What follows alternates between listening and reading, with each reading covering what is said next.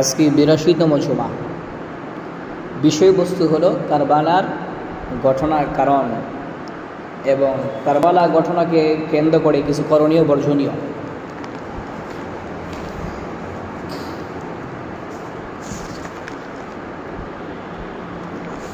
আজকে মহরমের ৫ তারিখ। মহরম মাস শুরু হয়ে গেছে। এটা আরবি মাসের প্রথম মাস,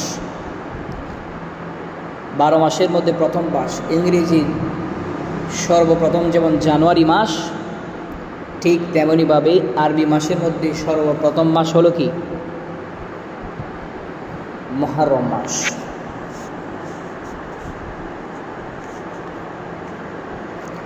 এই মহরম মাসের মহরমের ১০ তারিখে আশুরা বলা হয়। সেখানে বড় বড় 10টি ঘটনা সংঘটিত হয়, এজন্য এর নামকে আশুরা বলা হয়। আল্লাহ তাআলা এই দিনই পৃথিবীকে সৃষ্টি করেছিলেন এবং যেই দিন পৃথিবী ধ্বংস হবে সেই দিন হলো মহরমের ১০ তারিখ। আদমকে দুনিয়াতে পাঠিয়েছিলেন। আদম আলাইহিস সালাম হাওয়ার সাথে আরাফার ময়দানে যেখানে মিলিত হয়েছিলেন সেই দিনও ১০ই মহরম। নূহ আলাইহিস সালাম বন্যা শেষ হওয়ার পরে উম্মতকে নিয়ে নৌকা থেকে যেদিন নেমেছিলেন দুনিয়াতে সেই দিনটার নাম হলো ১০ই মহরম। ইব্রাহিম আলাইহিস সালাম নমরুদের আগুন থেকে যেদিন বের হয়েছিলেন সেই দিনটার নাম হলো ১০ই মহরম।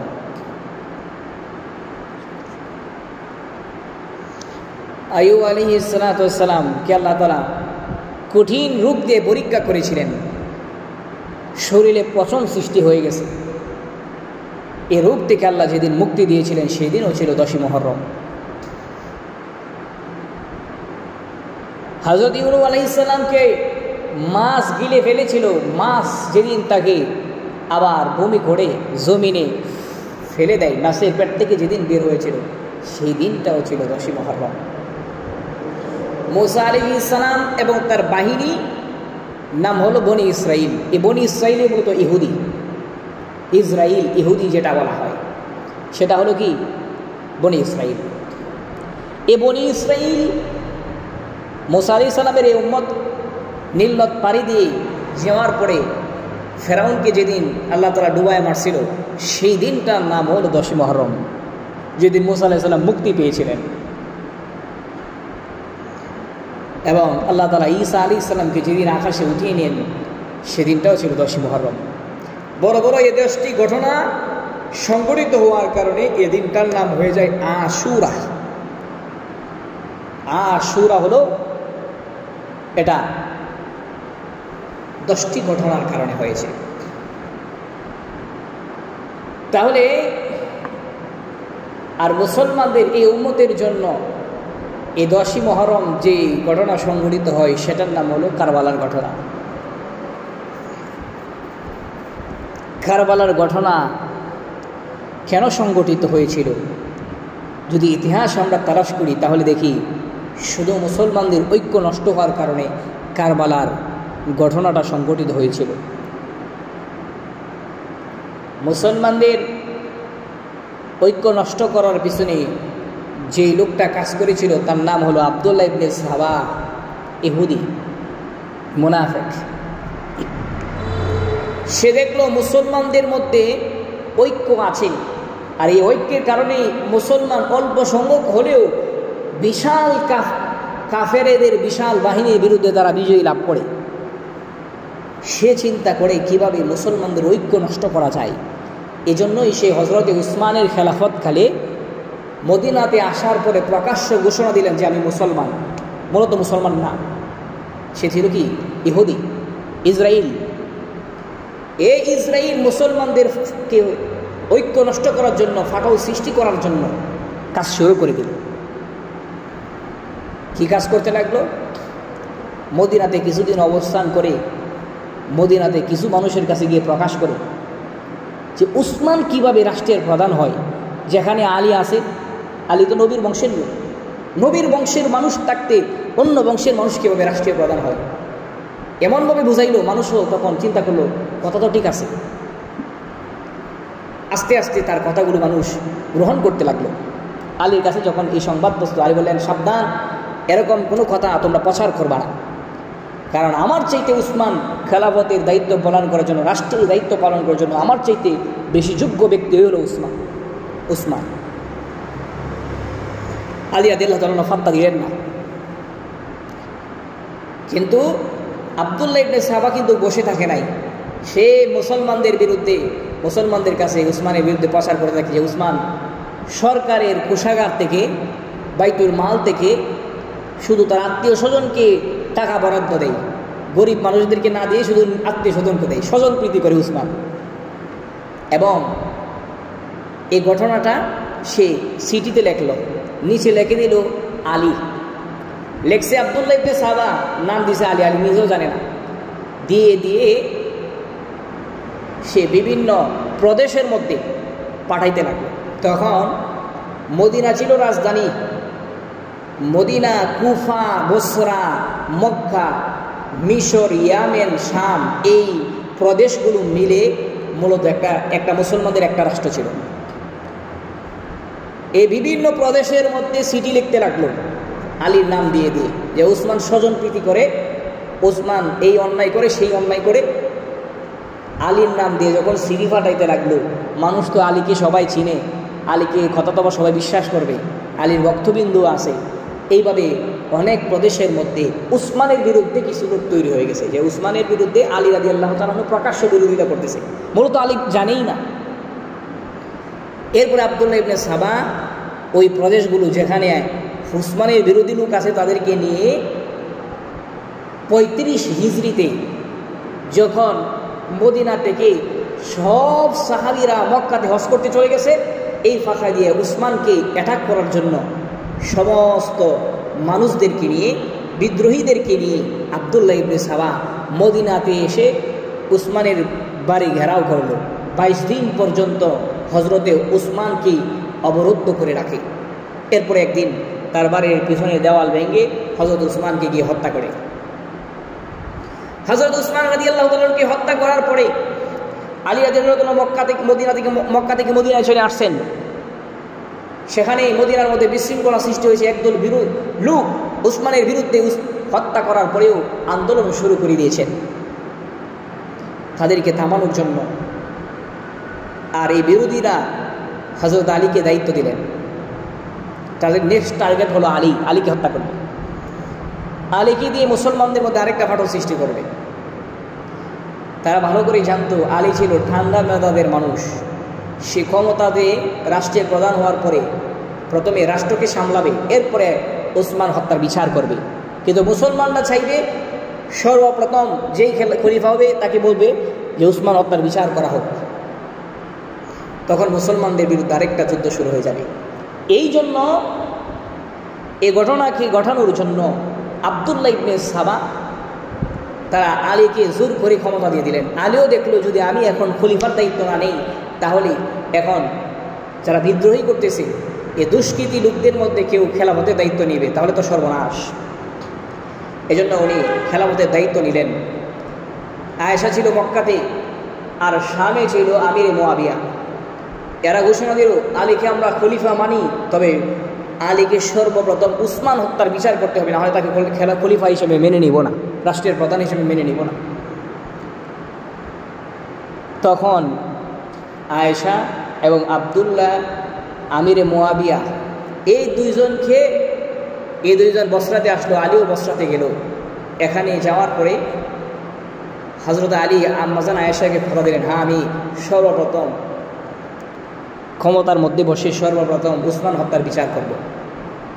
আব্দুল্লাহ ইবনে সাবা দেখলো যে মুসলমানদের মধ্যে যে বিরোধ লাগার কথা, এত বিরোধ লাগে নাই, এরা আরও মিলে গেছে। এজন্য রাতের বেলা আলীর উপরে আক্রমণ চালাইল। নাম দিল যে আয়েশা রাদিয়াল্লাহু তাআলা আনহার দলের লোকেরা আলীর উপরে হামলা করছে। আবার আয়েশা রাদিয়াল্লাহু তাআলা আনহার দলের উপরে গিয়ে হামলা করলো, নাম দিল আলী রাদিয়াল্লাহু তাআলা আনহু হামলা করছে। এইভাবে সকালবেলায় তুমুল যুদ্ধ শুরু হয়ে গেছে আলীর দল আর আম্মাজান আয়েশা সিদ্দিকার দল। কেন তুমুল যুদ্ধ শুরু হয়েছে? তারা মনে করছে তারা হামলা করছে, আর এরা মনে করছে এরা হামলা করছে। তুমুল যুদ্ধের মধ্যে প্রায় 20,000 মুসলমান শাহাদাত বরণ করেন।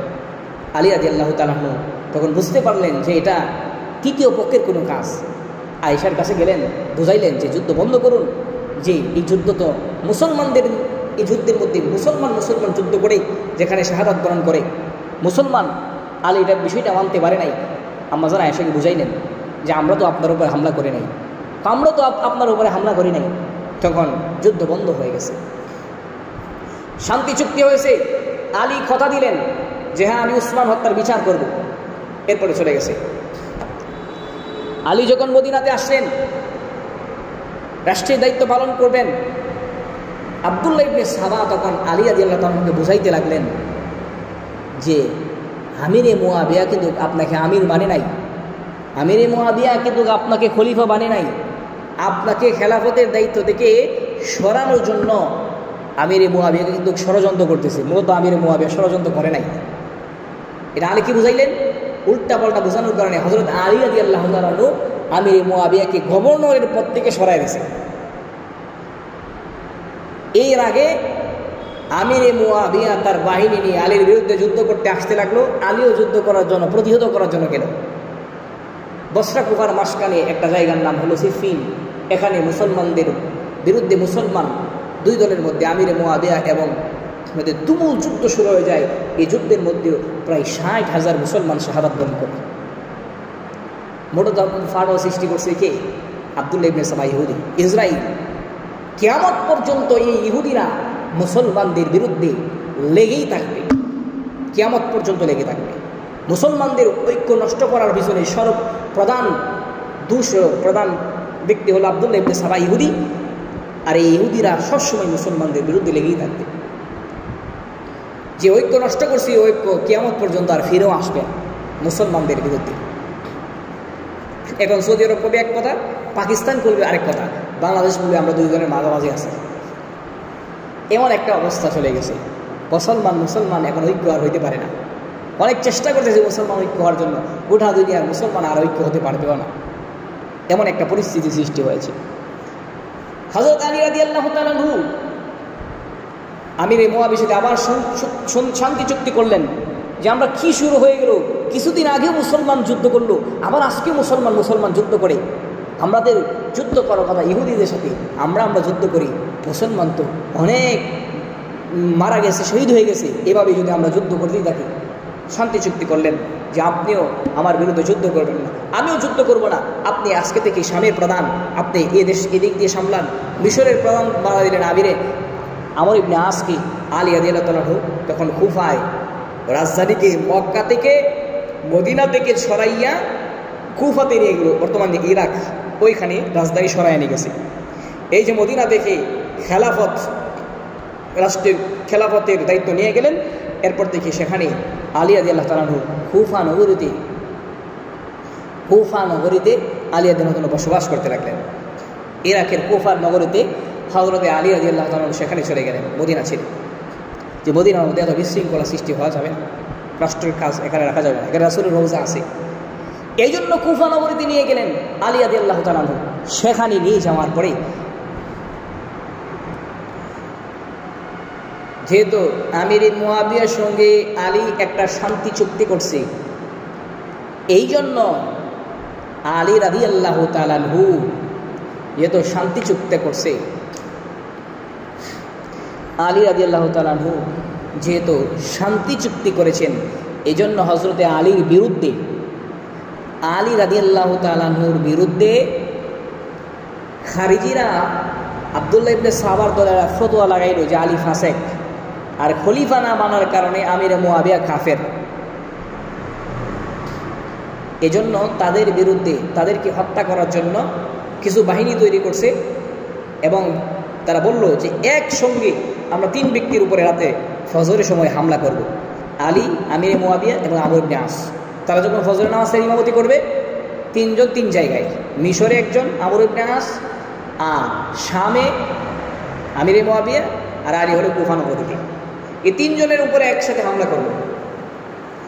মসজিদের দরজা প্রবেশ করবে যে দরজা দিয়ে, এই দরজার পিছনে আগেই এক ব্যক্তি ছুরি নিয়ে দাঁড়ানো ছিল। আলী প্রবেশ করছে, সঙ্গে সঙ্গে আলীকে তার গলা বরাবর আঘাত করছে। আলী মাটিতে উঠায় পড়লেন।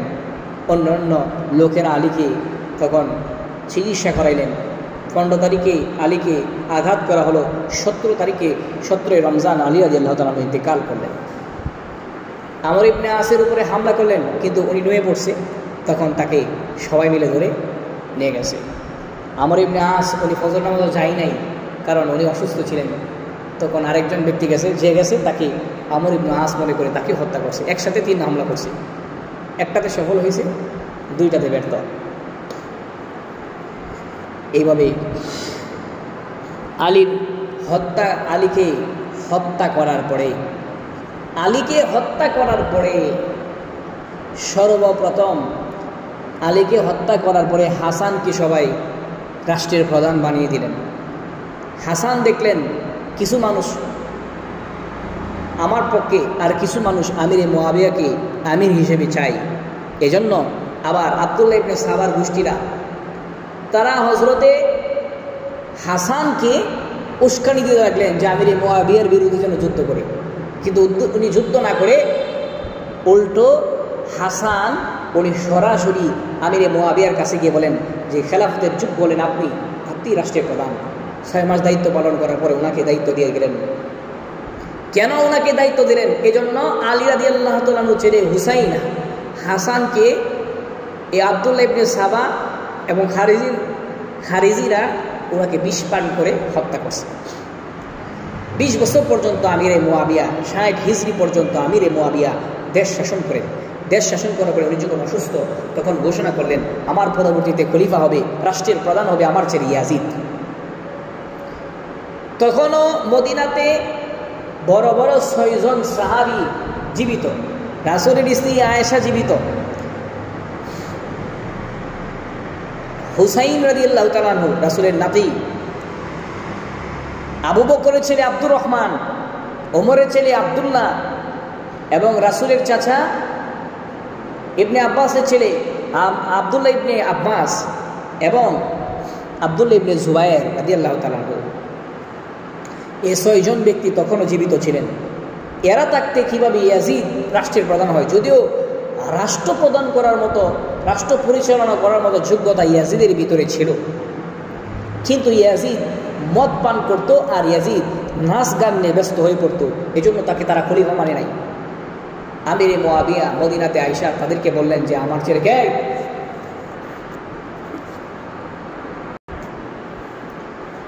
আমার ছেলেকে রাষ্ট্রপ্রধান হিসেবে মেনে নিন।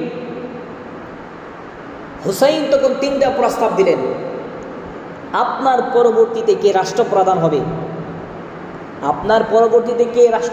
হবে, আপনি রাসূলকে ফলো করেন। রাসূল কিভাবে পরবর্তী রাষ্ট্রপ্রধান বানিয়েছেন, রাসূল কি করেছেন রাষ্ট্রনায়ক থাকতে, অথবা আবু বকর কি করেছেন, ওমর কি করেছেন, তাদেরকে দেখুন। রাসূল পরবর্তীতে কে রাষ্ট্রের প্রধান হবে, রাসূল কিন্তু রাষ্ট্রের নায়ক ঘোষণা করে নাই। তাহলে আপনিও ঘোষণা না করে আপনিও ঘোষণা করিয়েন না, আপনি যতদিন জীবিত থাকেন আপনি রাষ্ট্রের প্রধান। আর না হয় আবু বকর রাদিয়াল্লাহু তাআলা আনহু উনি পরবর্তী রাষ্ট্রপ্রধান কে হবে উনি ঘোষণা করে গেছেন, কিন্তু নিজের ছেলেকে নয়, নিজের ছেলে যোগ্য ছিল, নিজের ছেলেরে কিন্তু রাষ্ট্রের প্রধান ঘোষণা করে নাই, ওমরকে ঘোষণা করে গেছেন। আর ওমর ছিল অন্য গোষ্ঠীর লোক, ওনার আত্মীয় ছিল না। আবু বকর ওমর বড় বড় সাহাবী, কিন্তু তাদের মধ্যে তো আত্মীয়তার কোনো সম্পর্ক ছিল না। আপনি আপনার গোষ্ঠীর বাইরের অন্য একজন যোগ্য ব্যক্তির নাম ঘোষণা করে যান, আবু বকরকে ফলো করুন, এতেও আমাদের আপত্তি নাই। আর না হয় ওমরকে আপনি ফলো করুন। ওমর খেলাফতের দায়িত্ব পালনকালে পরবর্তীতে ওনার পরে কে খলিফা হবেন, হযরতে ওমর 6 জন ব্যক্তিকে বলেছিলেন যে তোমাদের 6 জন ব্যক্তিকে দায়িত্ব দিয়েছিলেন, তোমরা পরবর্তীতে আমার মৃত্যুর পর তোমরা দেশের পরবর্তী রাষ্ট্রপ্রধান কে হবে তোমরা যাকে ভালো মনে করো তাকে দিবা। তা আপনিও বড় বড় 6 জন সাহাবীদেরকে, এখনও রাসূলের সাহাবীরা জীবিত, আপনি বড় বড় 6 জন সাহাবীকে আপনি দায়িত্ব দেন, তারা পরবর্তীতে কে রাষ্ট্রের প্রধান হবে তারা নির্বাচন করবে।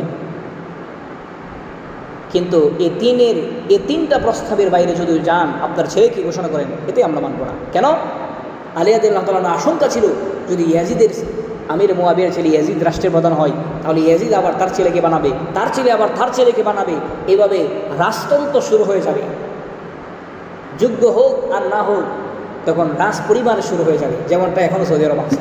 ওই যে বানায় গেছে, মানতে পারে নাই ইয়াজিদকে রাষ্ট্রের প্রধান মানতে পারে নাই।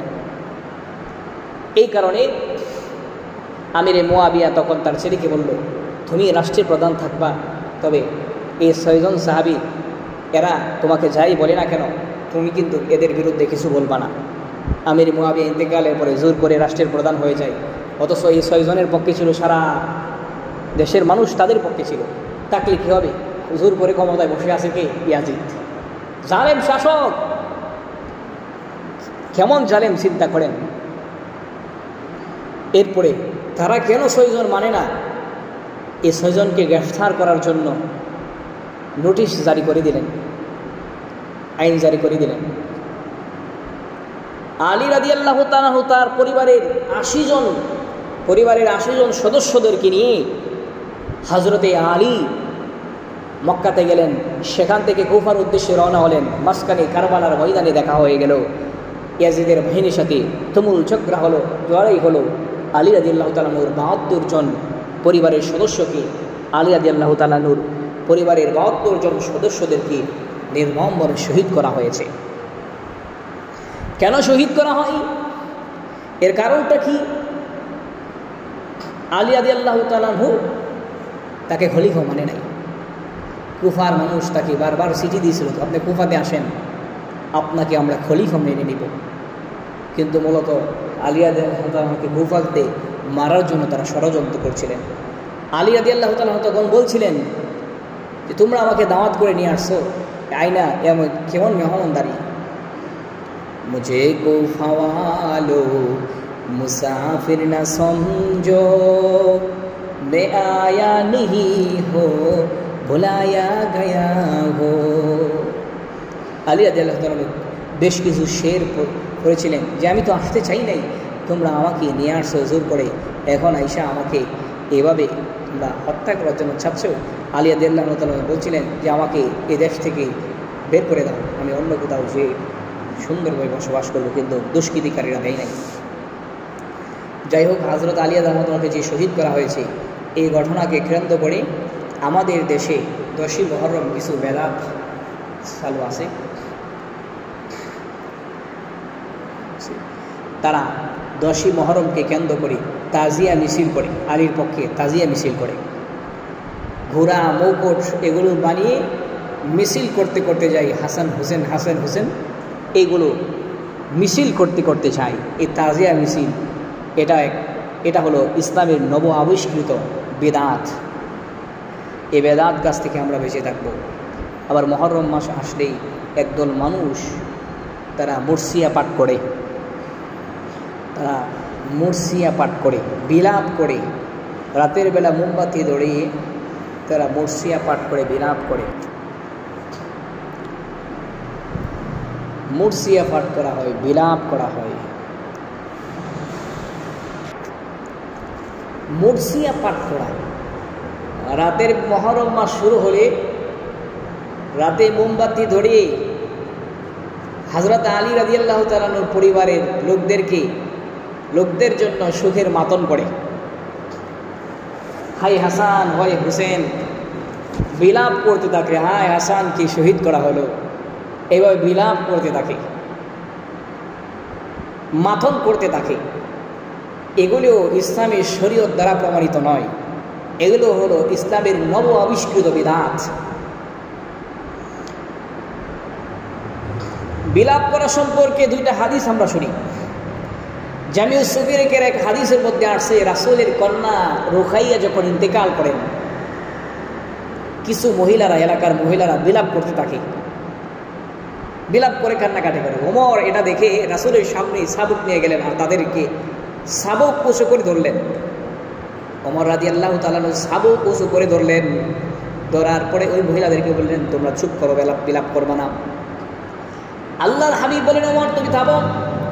এরপর রাসূল মহিলাদেরকে উদ্দেশ্য করে বলেন, অবশ্যই সকলকে উদ্দেশ্য করে বলেন, তোমার আত্মীয় স্বজন, তোমাদের কারো আত্মীয় স্বজন যদি মারা যায় আর তোমাদের চোখ থেকে পানি টপ টপ করে পড়ে বেয়ে পড়ে, এটা আল্লাহ তাআলার পক্ষ থেকে রহমত। তবে তোমরা যদি কান্নাকাটি করো, যদি তোমরা জবান সহকারে কান্নাকাটি করো, তোমাদের চোখের পানি পড়ার সাথে সাথে তোমরা হাই হতাশ করো, বিলাপ করতে থাকো, এবং মানুষ নিজের জামাগুলোকে টেনে ছিঁড়ে নেয় কষ্টের কারণে, যদি এরকম করতে থাকো, আল্লাহর হাবিব বলেন, যদি তোমরা এই কাজগুলি করো, নিঃসন্দেহে এই কাজগুলো হলো শয়তানের পক্ষ থেকে। রাসূল কই এগুলো শয়তানের কাজ, এগুলো তোমরা করবা না। নিকট আত্মীয় যদি মারা যায়, নিজের আত্মীয়, নিকট আত্মীয় যে কেউ মারা যায়, কাঁদতে পারবে, অসুবিধা নাই, শব্দ ছাড়া। বিলাপ করে করে কান্নাকাটি করা, জামা ছেড়ে ফেলা, এগুলো শয়তানের কাজ। সিলসিলাতুস সহিহা কিতাবের আরেক হাদিসের মধ্যে পাওয়া যায়, আল্লাহর হাবিব রাহমাতুল লিল আলামিন বলেন, অভিশপ্ত আওয়াজ হলো দুইটা অভিশপ্ত আওয়াজ। এক নাম্বার হলো যখন তোমরা আনন্দের সময় গান বাজনার আওয়াজ করো, এটা হলো অভিশপ্ত আওয়াজ।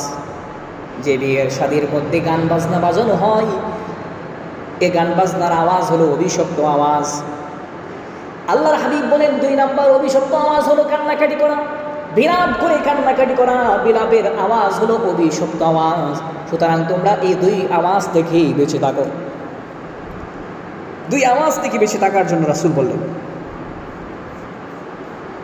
তাহলে এই দুই কাজ থেকে আমরা বেঁচে থাকার চেষ্টা করব। তিন নম্বর যে একটা বেদাত হয়, সেটা হলো শরীরের মধ্যে আঘাত করা। এটা শিয়াদের কাজ। তারা মনে করে কারবালার ময়দানে হুসাইনের শরীর থেকে রক্ত ঝরানো হয়েছে, আমরা আমাদের শরীর থেকে রক্ত ঝরিয়ে হুসাইনের পক্ষে অবলম্বন করব, হুসাইনের পক্ষে আমরা সাক্ষী হলাম। তারা ভালোবাসা শুধু হুসাইনের জন্য দেখায়, হাসানের জন্য তো দেখায় না। রাসূলের আরেক নাতিকে হাসানকে কীভাবে হত্যা করা হয়েছে? হাসানকে হত্যা করা হয়েছে বিষ পান করায়। এক গ্লাস বিষ পান করায় হাসানকে হত্যা করা হয়েছে। যদি হুসাইনের জন্য ভালো প্রকাশ করার জন্য নিজের গায়ে শরীর থেকে রক্ত ঝরাতে হয়, তাহলে হাসানকে বিষ পান করে হত্যা করা হয়েছে। এই জন্য আমরা সামান্য পরিমাণ বিষ হইলে তো খাওয়া দরকার, কিন্তু তারা শুধুমাত্র হুসাইনের বেলায় রক্ত ঝরে, হাসানের বেলায় এরা বিষ পান করে না। এটার নাম ভালোবাসা না, শয়তানি।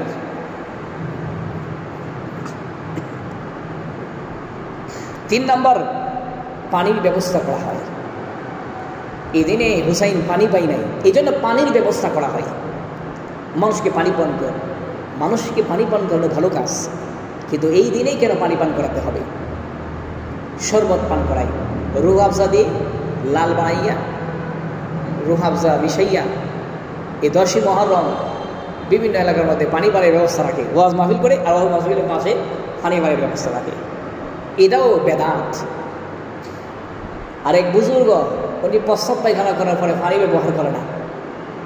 ওনারা জিজ্ঞাসা করলো, কেন পানি ব্যবহার করেন না? কারবালার ময়দানে হুসাইন পানি বলে শহীদ হয়ে গেছে, পানি বলেই হুসাইন শহীদ হয়ে গেছে। এক ফোঁটা পানিও হুসাইন পাই নাই, এজন্য ওই পানিগুলাকে আমি আমার এই জায়গার মধ্যে লাগাবো না, আমার ওই জায়গার মধ্যে আমি আর লাগাবো না, প্রস্রাব পায়খানা রাস্তার মধ্যে আমি আর পানি লাগাবো না। শয়তানি, এটাও এক ধরনের শয়তানি। এই মুহররম মাস আসলে নিরামিষ খায়, কারণ কি? সুখ পালন করে, সুখ দিবস বলতে কোনো দিবস ইসলামের মধ্যে নাই। এটা যা আমরা পালন করি নিজেদের বানানো, এটা বিদআত।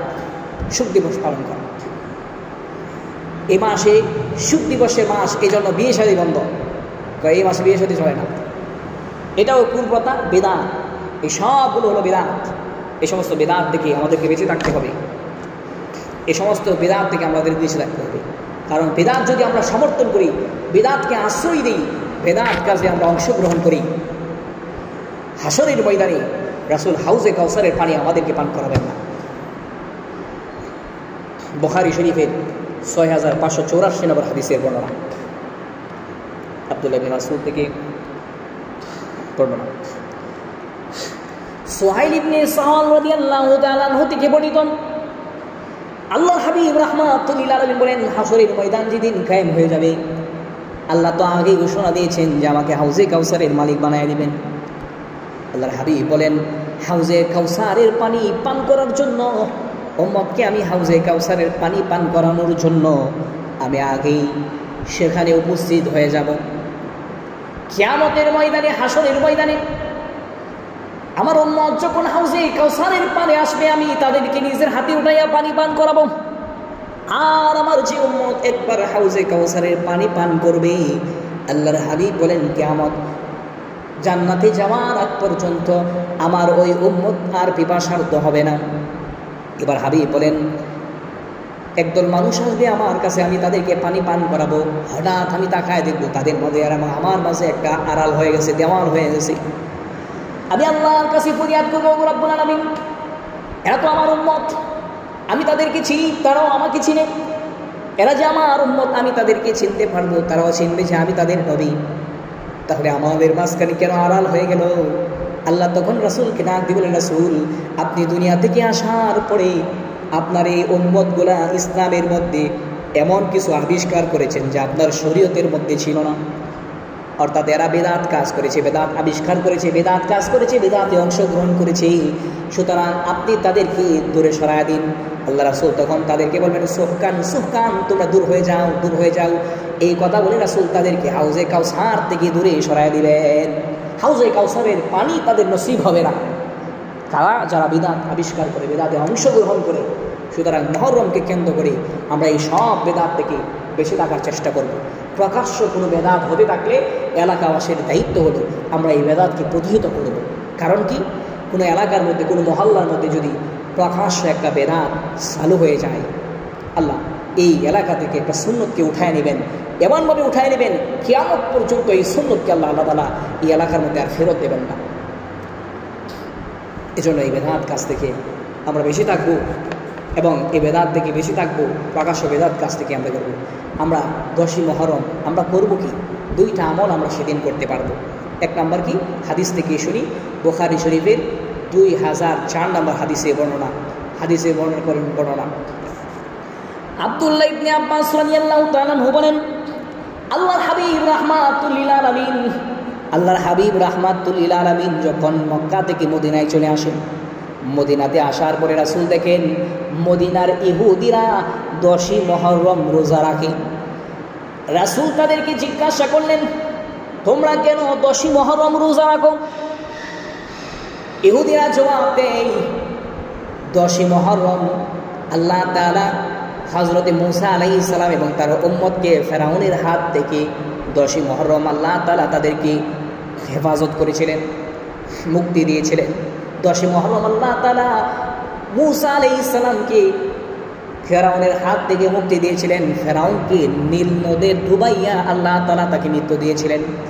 এই জন্য আল্লাহ তাআলার শুকরিয়া আদায় স্বরূপ আল্লাহর পয়গম্বর মূসা আলাইহিস সালাম এই দিনে রোজা রাখেন। মদিনার ইহুদিরা বলেন, আমরা মূসা নবীর উম্মত, এই জন্য মূসা নবীর অনুসরণ করতে গিয়ে আমরা 10ই মুহররম রোজা রাখি। আল্লাহর হাবিব তখন বললেন, মুআলা আহাক্কুন মূসা মিনকুম, মূসা আলাইহিস সালাম আল্লাহর পয়গম্বর ছিলেন, আমিও হলাম আল্লাহর পয়গম্বর। মূসা আলাইহিস সালামকে অনুসরণ করার জন্য তোমাদের চাইতে বেশি হকদার হলাম আমি। ফাসামাহু, এরপরে রাসূল নিজে 10 তারিখে রোজা রাখেন। ফাআমারা বিসিয়ামিহি, আল্লাহর হাবিব তার উম্মতকে এই 10 তারিখে রোজা রাখার জন্য নির্দেশ প্রদান করেন। তাহলে বোঝা গেল, এক নাম্বার, এই দিনে আমরা রোজা রাখবো। বেদাত কাজ বাদ দিয়ে এই দিনে আমাদের করণীয় হলো রোজা। এই রোজার গুরুত্ব কি? আমাদের আয়েশা সিদ্দিকা হাফসা রাদিয়াল্লাহু তাআলা, ইবনে মাজাহ হাদিস, হাফসা রাদিয়াল্লাহু তাআলা থেকে বর্ণিত, قالت 4 لم يكن يدعوهن, আম্মা জান আয়েশা রাদিয়াল্লাহু তাআলা আনহা বলেন, 4টা কাজ এমন আছে যে কাজগুলো রাসূল তার জীবনে কখনোই ছাড়তেন না। এক নম্বর হলো সিয়ামু আশুরা, মুহররম মাসের 10 তারিখে রোজা রাসূল তার জীবনে কখনোই ছাড়তেন না। 2 নম্বর হলো আশুরা, জিলহজ মাসের প্রথম 10 দিনের রোজা রাসূল তার জীবনে কখনোই ছাড়তেন না। 3 নম্বর সালাসাতা আইয়ামিন মিন কুল্লি শাহরি রমাদিন, কুল্লি শাহরিন, প্রত্যেক আরবি মাসের 13, 14, 15 তারিখের রোজা রাসূল কখনোই ছাড়তেন না। 4 নম্বর রাকাতাইনি ক্বাবলা সালাতিল গদা, ফজরের ফরজ নামাজের পূর্বে 2 রাকাত সুন্নত রাসূল তার জীবনে কখনোই ছেড়ে দিতেন না। রাসূল 4টা কাজ জীবনে কখনোই ছাড়তেন না। এর মধ্যে 1 নম্বর ছিল আশুরা রোজা। যেহেতু রাসূল জীবনে ছাড়তেন না, এর কারণ কি? এর কারণ হলো এটা গুরুত্ব অনেক বেশি বিধায় রাসূল এই রোজাটা ছাড়তেন না। তাহলে আমরা এই রোজা রাখার চেষ্টা অবশ্যই করব। তাহলে রোজা যদি আমরা রাখি তাহলে এর ফজিলত কি? এই ফজিলত সম্পর্কে তিরমিজি শরীফের 752 নম্বর হাদিসের মধ্যে বর্ণিত আছে। আবু কাতাদা রাদিয়াল্লাহু তাআলা قال قال النبي صلى الله عليه وسلم صيام يوم عاشوراء إني أحتسب على الله أن يكفر السنة التي قبله।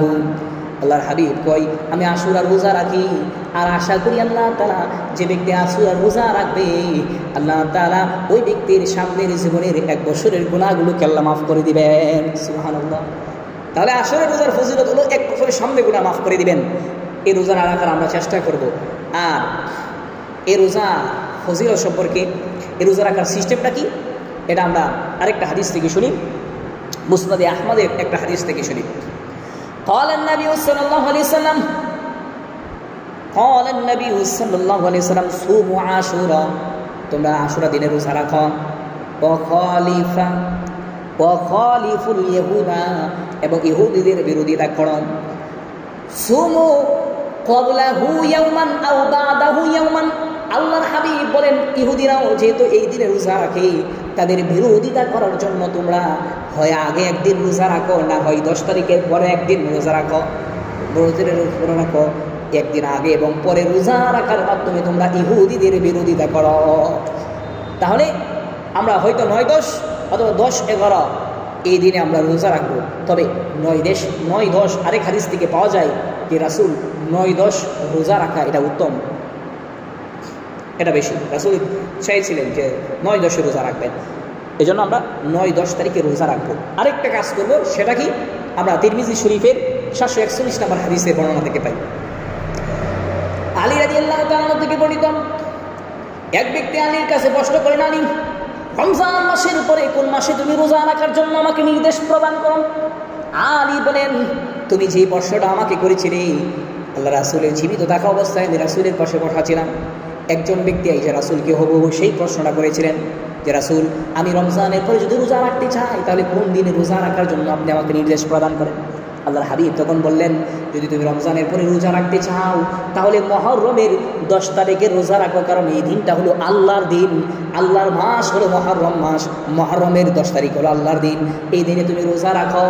আল্লাহ তাআলা এই দিনে একদল ব্যক্তির তওবাকে কবুল করেছিলেন কিয়ামত পর্যন্ত। আল্লাহ তাআলা অনেক গোত্রের অনেক জাতির তওবাকে আল্লাহ তাআলা এই দিনে কবুল করবেন। সুবহানাল্লাহ। তাহলে যদি এই দিনে তওবা কবুল করেন তাহলে আমাদের উচিত বেশি বেশি ইস্তেগফার আর তওবা করা, নিজের জীবনের গুনাহ মাফের জন্য 10ই মুহররম তওবা করব, রোজা রাখবো। এই 2 কাজ করব আমরা, আর অন্য সব কাজ থেকে আমরা বিরত থাকবো। আল্লাহ আমাদের সকলকে মুহররম মাসের বিধান থেকে বেশি থেকেই রোজা এবং তওবা করার জন্য তৌফিক দান করুন।